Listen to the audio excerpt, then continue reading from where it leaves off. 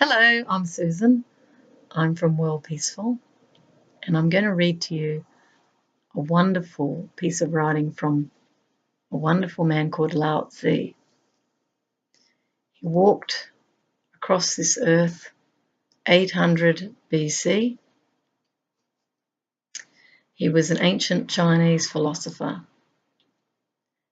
I remember when I first came across him was in London, and I was on the London Underground waiting for a train, and I looked up and I saw this huge billboard saying, if you've just noticed this billboard, it's time for you to enroll in a philosophy course. So I had just noticed that billboard and I thought, well, let's check it out. Might be interesting. So I did. I went along. I sat in the audience and they talked about, ancient philosophers, but they were typically Western philosophers in the realm of I think, therefore I am. And I remember not a great deal from the course, but only a debate with myself and someone else. And it was about the word man. And I quite innocently stood up and said, I don't relate to the word man, I'm a woman. And when you say man or mankind, it seems like you're talking to less than half of the population because the majority are women, funnily enough.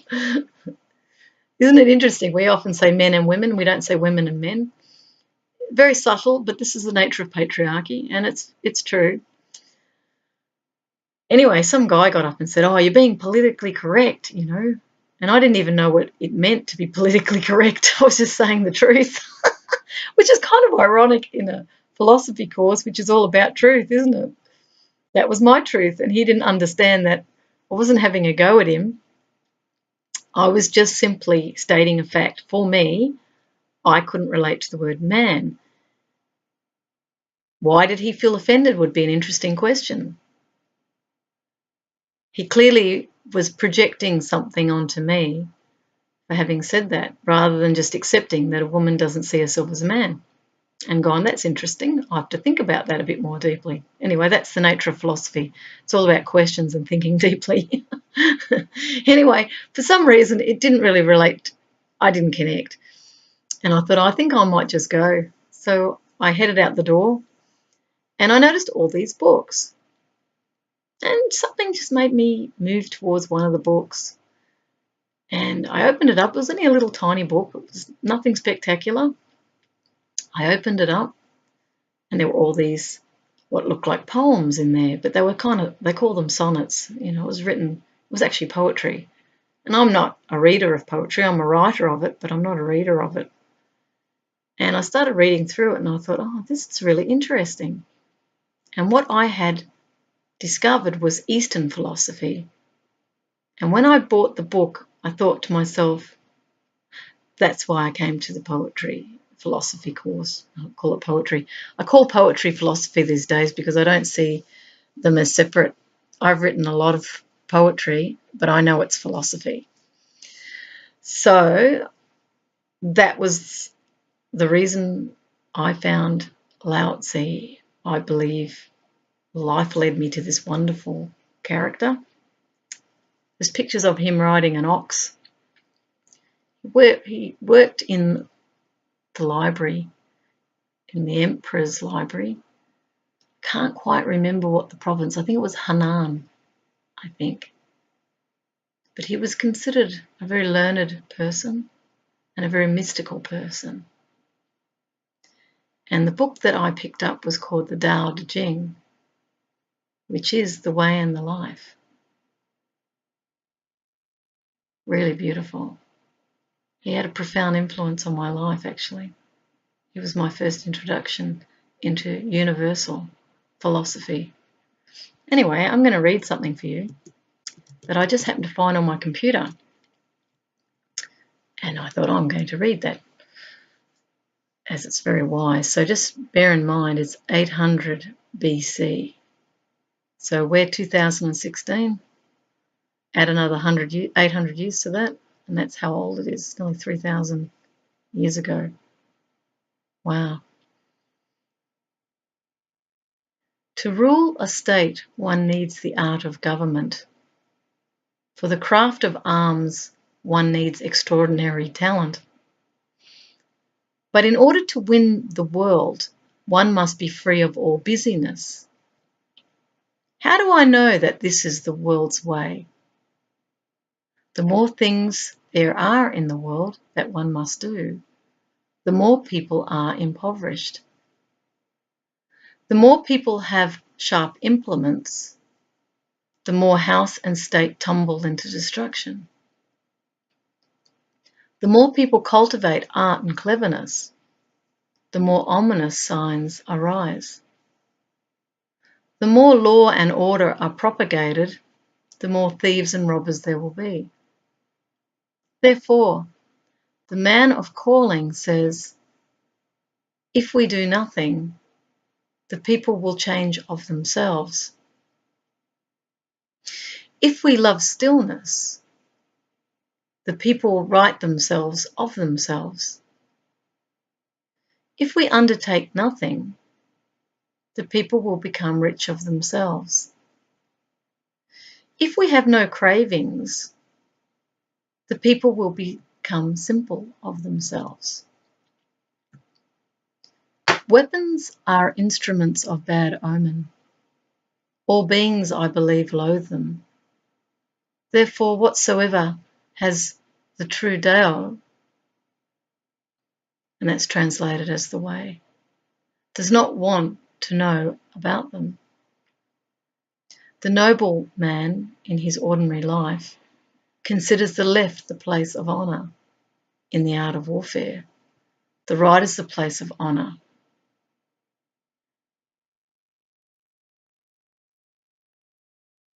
Weapons are instruments of bad omen, not instruments for the noble. He uses them only when he cannot help it. Quietness and peace are his highest values. He gains victory, but he does not rejoice in it. Whosoever would rejoice in it would in fact rejoice in the murder of men.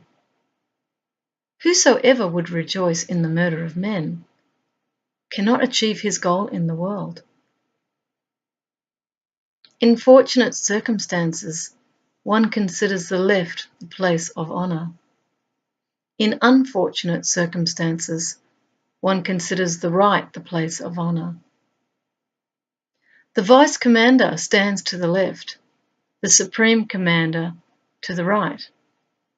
This means he takes his place according to the rules for memorial services. Killing men in great numbers, one must bewail with tears of compassion. Whosoever has been victorious in battle shall linger as if attending a memorial service.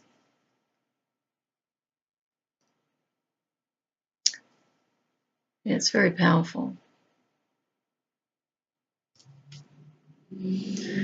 How we glorify warfare, and we have done so for a very long time.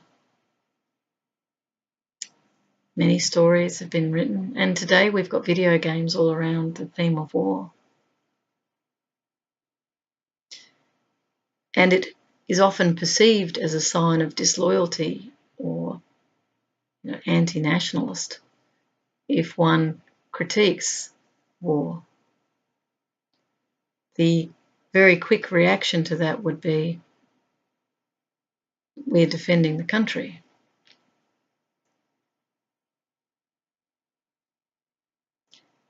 In primitive times, great hordes of people were conquering with violence and taking the spoils, stealing from others. This was not the act of sitting down and learning to live together. And I would only say that on reflection, that was our level of awareness at that time. However, as time has gone on, we've seen millions and millions of people dying in warfare. Second World War counted up to 50 million died.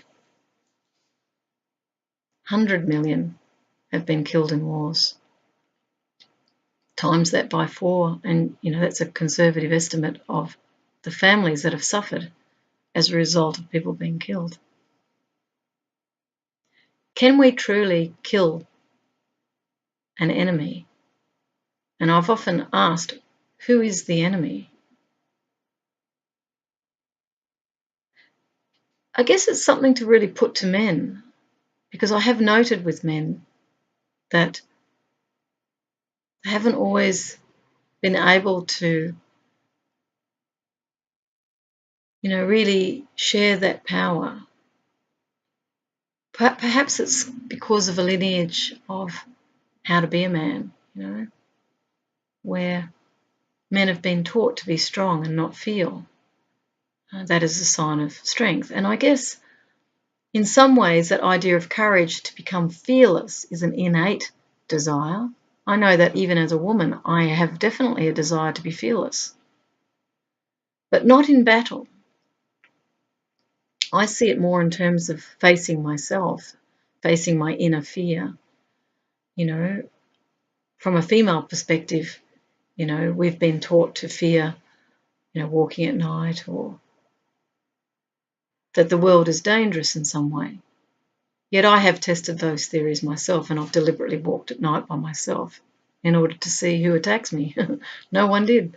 I waited. And then I started to think, well, maybe fear is just something that we send out, and maybe we're attracting what we fear to us. If everything's all energy, and if all thought creates on some level, then what we think about, maybe we create. When I went around the world, I did that to face my fear. I went alone, and I didn't book ahead. I didn't have much money. So I couch surfed. I stayed at people's places, so I had to trust. I didn't have a Lonely Planet book to go and map out where I was going, so I chose to wing it. I knew which cities I would fly to. There was a one-way ticket around the world. But I had no idea where I was going to stay. And I wanted to experience that uncertainty, because uncertainty is often, if not always, when fear arises, we don't feel confident. We don't know what's going to happen next. We become afraid. Many people are afraid of the unknown. So my purpose for travelling the world was to face all fear, particularly as a female, to break down the illusion that I was vulnerable. Just because I'm physically not as strong as a man doesn't mean I'm necessarily vulnerable to a man. I'm not. I also believe in things unfolding, and I believe that our life does follow a certain pathway. So my attitude has been, well, if I'm meant to have an experience of being attacked, it'll happen. If I'm not, then it won't. So why would I worry about it? I guess that could come down to an argument of predestination, whether life is predestined or whether it's happenstance, chance. I remember having a debate with Edward de Bono. He was very famous in the world for lateral thinking. He's the one that coined that phrase. He was very popular with multinational companies. He used to go and teach them how to think outside the box. And he used all sorts of imaginative terms to get people to think differently. He's a very interesting guy. And I wrote to him when I was an economics student, and I asked the question, why couldn't talented lateral thinking students come to the conference for free? He had a conference going at the time in Brisbane. It's $500 a ticket, I think, and there's no way I could afford it. So I wrote a very cheeky letter to him, person with a baseball hat backwards, 2 main points I wanted to make. Anyway, he must have liked my letter because he rang me and he invited me to his conference. But it was a very important experience for me, not because I was spending time with a famous man, but because we had a debate in the break over coffee. And if I remember it correctly, and I don't know if I'm remembering it 100%, but let's just say that the essence of it, I'm much clearer about today. Now, it went like this. There were 10 doors and there was a goat behind one of the doors. He said, "What is the probability of getting the goat behind the door?" I said 50-50. He said, "No, it's 1 in 10. Now, anyone who's done mathematics will know it's 1 in 10 as a probability theory. However, my thinking wasn't along that same line. I was thinking 50-50, you either get it or you don't. Today, I would say 0-1, on, off, meant to be or not meant to be. Now, at the time, I didn't really connect to the way I'm thinking today. So what I'm saying is it's either meant to be or it's not meant to be. And that changes everything. It means there's no chance in my worldview. It's meant to be.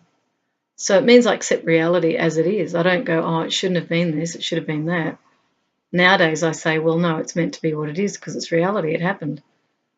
On. If it wasn't meant to happen, I would have made a different decision and so forth and so on. Life is a series of decision trees, really. So what that does, that type of thinking, is I'm not sort of increasing the odds of winning by all these tactics. I'm simply making a decision in the moment, which feels right for me. These days, of course, you're tuning into your inner feeling and you're going with that.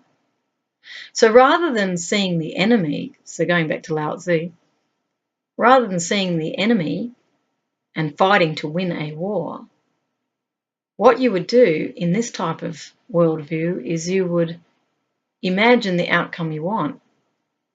Peace, abundance. This is a different way of thinking. It's not an either-or situation. You can have it all.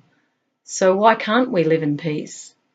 If we want everyone to be happy, why not work towards that? Because the thought process being what it is, as you start to focus on it, more ideas come to you. And I don't know if you've noticed in your own life, but if you're thinking about something a lot, you might find that you notice something similar that comes to you and you think, oh, that's what I was thinking about, or that's kind of what I've been looking for. Same thing can apply with people if you think of them for a while, and suddenly that you bump into them. Life is very magical. It's not quite as linear as you think, and what you focus on does expand.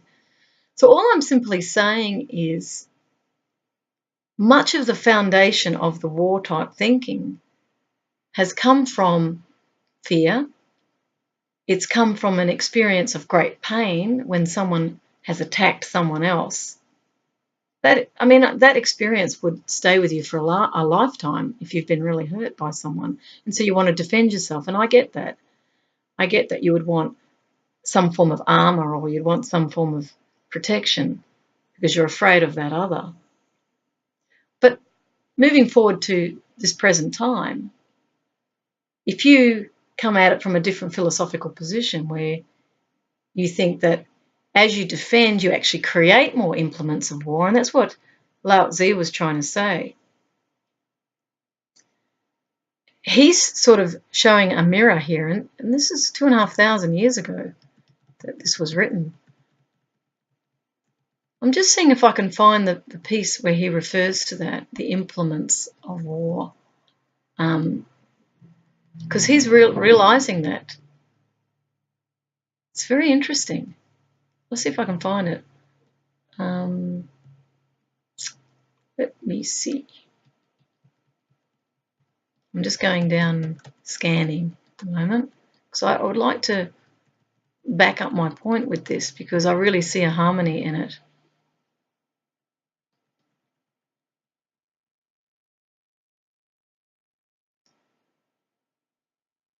Well, he says here, weapons are instruments of bad omen, not instruments for the noble. He uses them only when he cannot help it. Quietness and peace are his highest values. So what that's really saying is Only if it's absolutely necessary would you use those instruments, as he calls it. Those people who are noble prefer quietness and peace, and that's their highest values. It's very interesting. And, you know, those who have been victorious in battle shall linger as if attending a memorial service. So really there's no winners, is there, in it? Can't quite see the quote that I'm looking for, but essentially I do understand from my studies in peace studies that, you know, you have, for example, the gun. The gun is just a gun. It's just a metal object. But it's the person who holds that gun that creates the intention for what they're going to do with that gun. Now, the minute you pick up a gun, the next person's going to feel defenseless, so they want to arm up. And we call this a sort of an escalation. This is what happens with militaries. Someone arms up, the next person arms up. We see this with the military industrial complex. As they build more and more weapons, the other side builds more and more weapons. And it just keeps going and going and going, and the weapons get more and more powerful.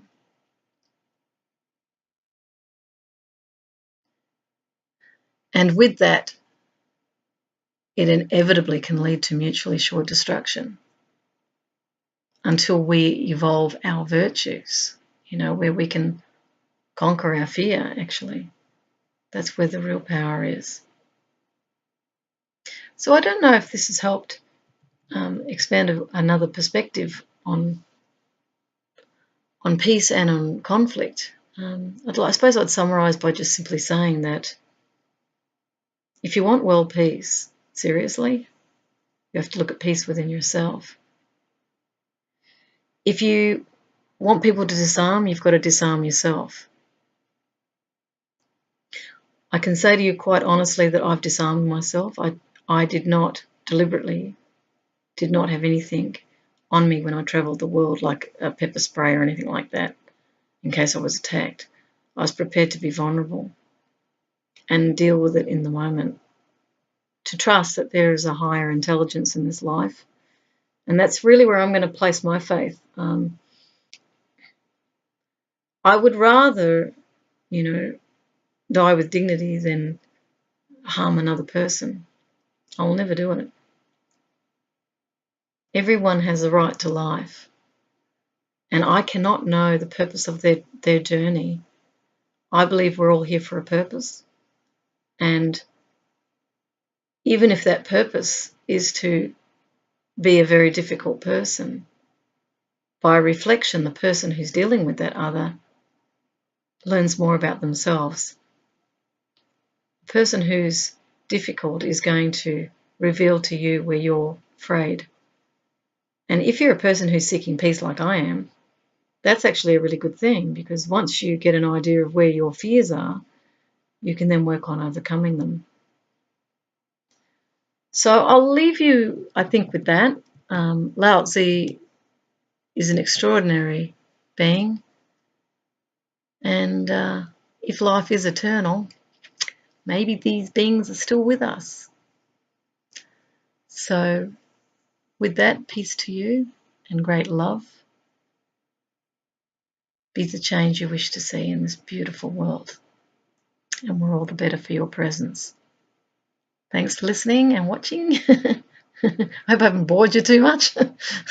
I like Lao Tzu, so I hope I can transfer that. Check him out on the net. Lao Tzu, The Way of the Life. I think it's the Tao Te Ching. The Way and the Life, I think it's translated into. So check it out. You'll love it. It's fantastic stuff. Bye.